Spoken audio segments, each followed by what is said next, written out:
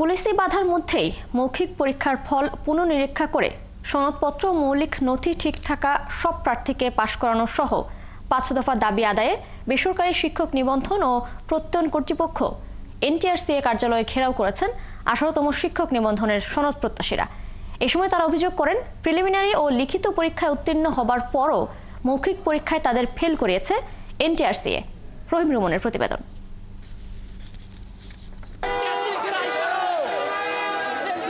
মৌখিক পরীক্ষায় অনিয়ম ও চূড়ান্ত ফল পুনঃনিরীক্ষণের দাবিতে সকালে এনটিআরসি কার্যালয় ঘেরাও করেন ১৮তম শিক্ষক নিবন্ধন পরীক্ষার সনদ প্রত্যাশীরা। ঘণ্টাখানেক পর স্কাটন গার্ডেনের এনটিআরসি কার্যালয়ে চেয়ারম্যানের সাথে সাক্ষাতের জন্য যাওয়ার চেষ্টা করছিলেন আন্দোলনকারীরা।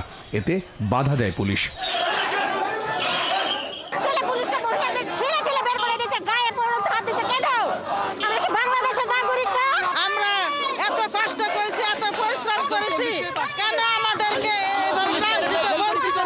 আমাদেরকে প্রশাসন ভাইরা আশ্বাস দিয়েছিল যে আপনাদেরকে আমরা শিক্ষা মন্ত্রণালয় যারা আছে তাদের সাথে কথা বলাবো, এটারা শিক্ষা প্রতিষ্ঠান যারা তাদের সাথে কথা বলাবো।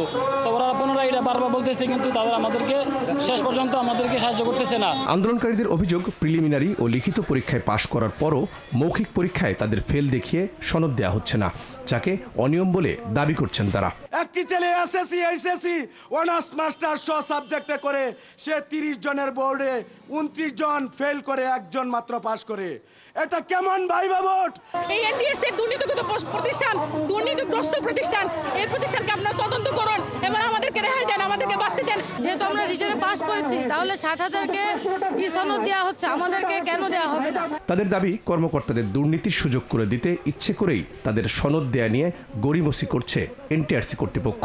ভাই ভাই যদি ৪০-এ যদি এখন সনদ দেয়, তাহলে আমরা কেন পাস করলাম না? আমাদের সাথে কেন বৈষম্য, কেন যথেষ্ট পদ থাকা সত্ত্বেও আমাদের ফেল করানো হলো? ৮ মাস ধরে আপনার ভাইবা নিছে, ভাইবার মার্ক এলাও করে নাই, তো আমাদের সাথে বড় বৈষম্য করা হয়েছে। তাদের নীতিমালা বলা আছে যে ভাইভাতে 40% মার্কস পাইলেই আপনারা পাস। তাহলে আমার 20 মার্কের মধ্যে সার্টিফিকেটে আমার 12 মানে আমি 60% নাম্বার পাইছি। আমি উপস্থিত ড্রেস কোডের জন্য আমার 4, তার মানে 16 মানে আমি 80% নাম্বার পাইছি। আমি কি ভাইভাটা একটু সুন্দর ব্যবহার করি নাই? যৌক্তিক দাবি মেনে সনদ বুঝিয়ে দেয়া না হলে আন্দোলন চালিয়ে যাওয়ার হুঁশিয়ারি দেন সনদ প্রত্যাশীরা। রহিম রুমন, ৭১, ঢাকা।